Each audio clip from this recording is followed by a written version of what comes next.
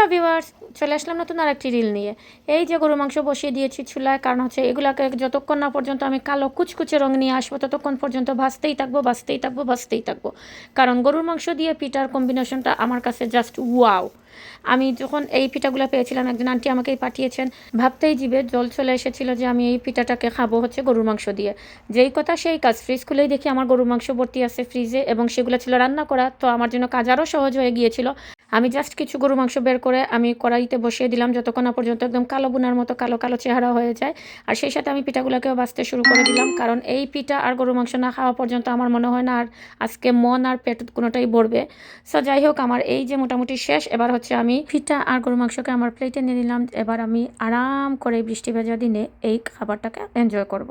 আর খাবার পর জাস্ট বলবো ওয়াও। আর যারা আমার মতো পিঠা লাভার আছেন তারা জানি আমি শিওর এইভাবেই এই খাবারটাকে খান এবং অনেক পছন্দ করেন। আল্লাহ হাফিজ।